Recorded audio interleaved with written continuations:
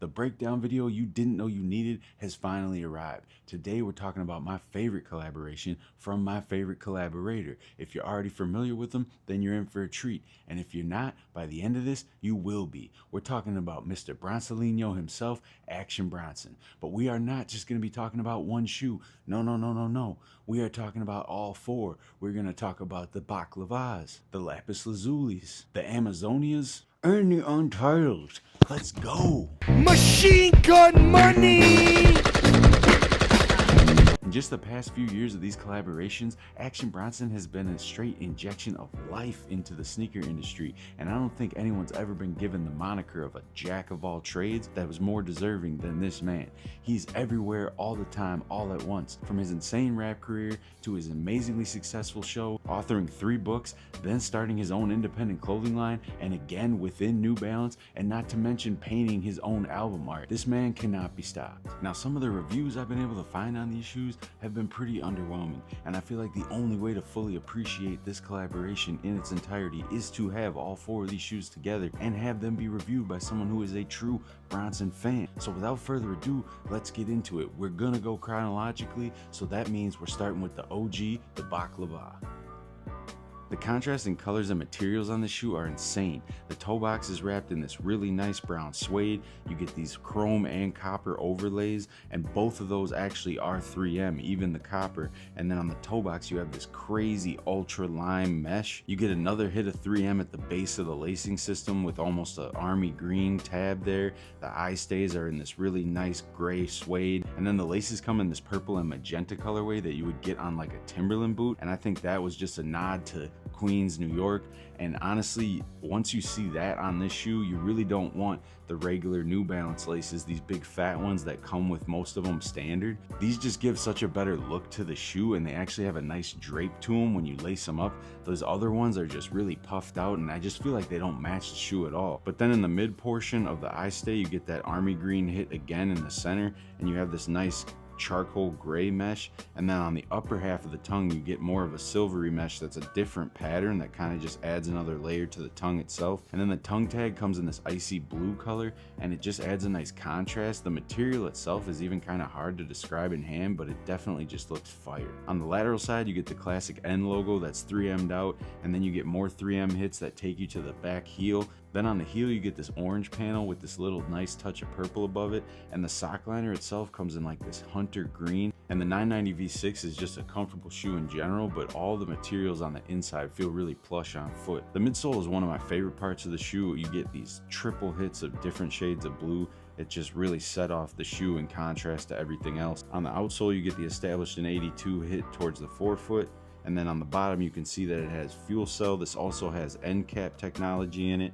And every one of these has a little hit of translucent material on the outsole in this middle section. And that's just another nice touch that Bronson added on these collaborations, because on this shoe, it feels like you're getting every kind of material that you can. Sorry, I just misspoke saying that all the baklavas have this translucent bottom, but I really just think looking at him, you don't even feel like this is a New Balance. His fingerprints are so all over this, it's like his own thing. And on this model specifically, there was an actual breakdown from Bronson himself explaining what each panel and what the colors represent to him and why it's made the way it's made. I'm gonna throw it up right here and leave it up there for a second so you guys can check it out if you want. Another inspiration that he mentioned on these was actually baklava, the pastry itself, and pistachios, which is something that tops the dish, and that comes through really clearly on here with that brown suede and that electric lime green. So now that you have a better understanding of that colorway, let's move into the second variation of the original 2 colorways that released, and that is the lapis lazulis.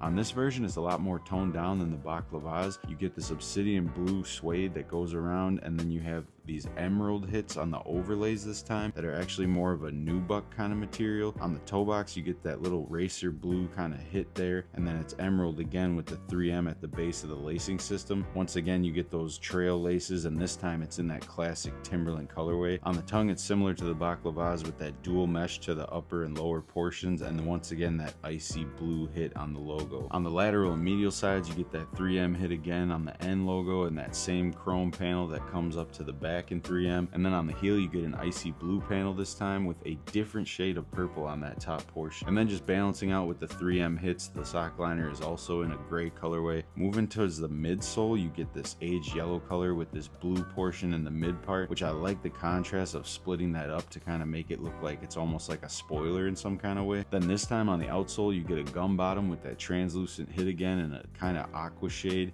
And on the eye stay suede portions of the shoe, it's actually a lighter blue than you find on the toe box and mudguard. I just like that anywhere you find a mixture of panels on the shoe, you also get a switch up of colors just to add more contrast. And this colorway specifically is actually named after a gemstone, the lapis lazuli. And if you take a look at that, you can see a lot of where the inspiration came for these different colors to be put on this shoe. The stone itself having different shades of blue within it, and then that gold kind of transfers into what you see on the midsole. It just adds a little bit more storytelling to the colorway of the shoe. And this isn't actually the first time Bronson has done this. In the 1906 series on the Medusa Azules, that was actually a reference to the Portuguese man-o-war jellyfish. And if you look at the images, once again, you just see where this kind of abstract inspiration comes from that's just really interesting once you know about it. So that wraps it up on the lapis lazulis of the OG set. Now we're going to move into the more recent set, starting with a shoe I've been wearing a lot lately and just loving, and that's the Amazonia.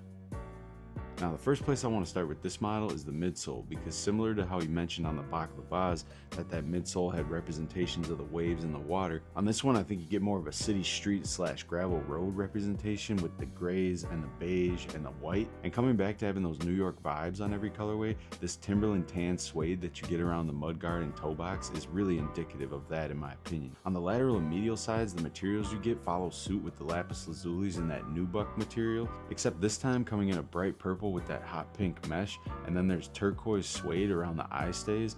And I think this goes back to when he released the 1906 Rose Waters, mentioning how back in the day sometimes the women's colorways would actually be ones you wanted to get, and back then you actually could because you were able to do a size conversion that went higher up. So I think this might just be another subtle way of nodding to that idea. Keeping with the pattern of the last two, you get the 3M hits by the toe box, the base of the lacing system, the N logo, and those panels that take you towards the heel. With this third iteration, the tongue sports that same dual type mesh, and the tongue tag this time comes in a silver color with a contrasting baklava logo, which actually coincides to the trim that you see on the outside of the N. Now the laces themselves on these ones, when I saw pictures I assumed it was orange and black, but honestly looking at it in hand, I'm pretty sure this is infrared, so I really like that addition, and it kind of plays into the next shoe also. The heel shares some similarities to the last two colorways again, this time the panel coming in black and that hit of mesh above being a different type of tan than you see anywhere else on the shoe. The sock liner and tongue both coming in that deep wine red,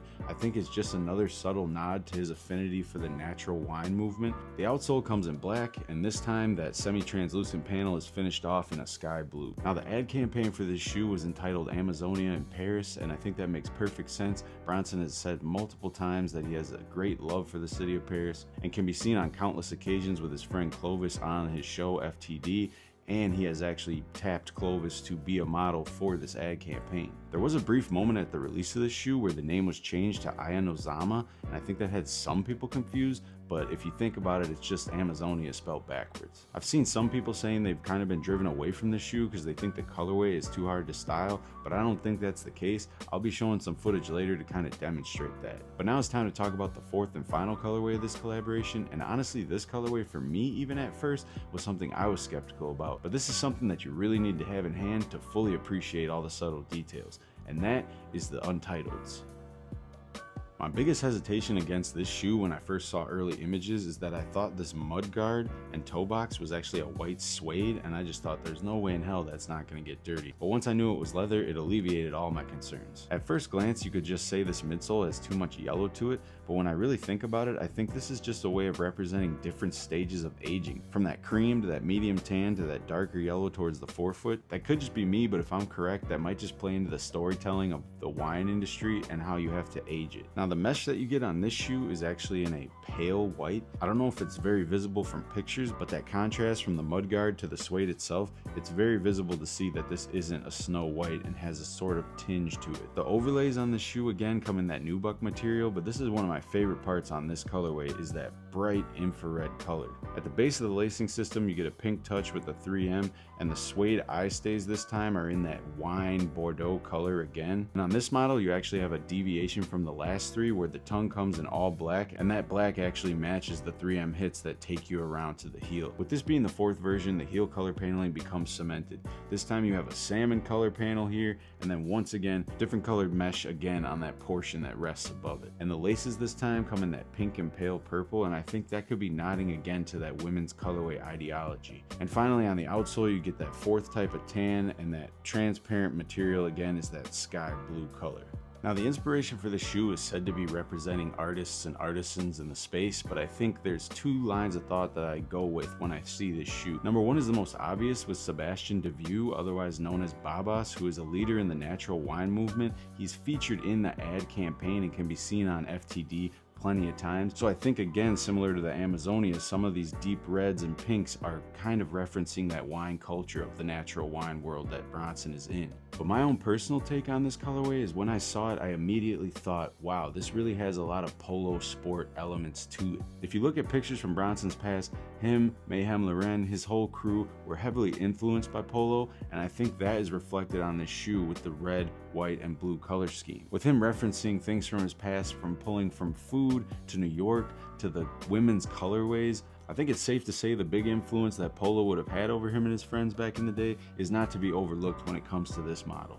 Now when it comes to boxing, there's 2 different versions. On the original 2, you get this matted out box that doesn't come with a lot of crazy details or wrapping paper, but the lid is this holographic blue, and there's actually a scan label on there that will take you to his Baklava website. For the most recent 2 colorways, you get this box with just a cardboard brown bottom, and then you get the Baklava branding on the top. What the base of this box might lack, it does kind of make up for on the interior with this Baklava branded tissue paper. On 3 of the 4 of these, I went true to size, and I think that worked out fine. On this colorway, I actually went a half size down because it was the only one available. I copped these for a steal from District NY, so shout out to them. But even going a half size down, I still think you're safe if you have to, because for me, I didn't really notice too much of a difference in comfort. They're still very plush on the inside, and even with the 1-to-1 fit of the half size down, it still fit fine with no discomfort. Overall, this is just a good all-day shoe. I mean, you could walk around in these for hours and be completely fine. But as far as comparing and ranking these 4, that's a little bit harder because they're all giving you different elements that you don't get from one or the other. The Baklava being the OG and the most expensive definitely does put it up on a pedestal. It also is the only one where you get 3M colored hits on these front overlays, and being the very first shoe for Bronson to release is just pretty hard to contend with. However, with the Lapis Lazulis, now you're getting a totally different element. These are much more muted, they're much more wearable. You could throw these on with pretty much anything and you're good to go. And the Amazonias have gotten a lot of mixed reactions, but for me, I love this shoe. That tan with that pink and purple, this is definitely a colorway once you get it in hand and put it on feet. If you're on the fence, that opinion is going to change really fast. And the Untitles, this is a colorway that actually grows on you a lot in hand. Action Bronson, when he was asked which of the 2 colorways he was most excited about, actually said this colorway specifically. And one thing I think it's important to remember about these and how each variation gives you something different than the other is that these are the only ones with a leather mudguard, so minus that little bit of suede on the eye stay, you could pretty much safely wear these in any weather. I definitely think if you had to pair these up out of sequence, it would be the Amazonias and Baklavas for that more vibrant color. And then for somebody who wants a little bit more of a subtle vibe, you definitely have the option with the Lapis Lazulis and the Untitles. And the last thing I feel like I need to mention on these is the laces. Some people have been mad or upset that they don't get alternate laces to do a swap out, but when Action Bronson was asked specifically about this, he said the reason they only come with 1 lace is because he views these all as individual pieces of art. So for you to try to come in and make alterations and variations would be like walking up to someone's finished painting and adding a brush stroke. And if anything, I feel like that just adds to this collaboration overall to show that this wasn't just New Balance slapping together something and saying, oh, Action Bronson made these. No, he was really all in and hands-on to make these exactly the way he wanted. But overall, this shoe being considered technically a runner, I don't think even does it justice. I mean, as a sneakerhead, I challenge you to pick up even any one of the 4, get it on foot, and just tell me that this sneaker is not sneakering. This just really has that vibe once you get it that you can't even explain, but for some reason it just works. And with all the debate on whether or not these shoes are just too hard to style or not, I don't think that's true at all. I mean, you really don't need to dress these shoes up. If anything, it's more about putting together a subtle outfit and letting the sneakers do the talking. Alright guys, that's going to wrap it up for this full collaboration breakdown, and if you like videos like this and want to see more in the future, don't hesitate to like, comment, or subscribe. All of that would be greatly appreciated.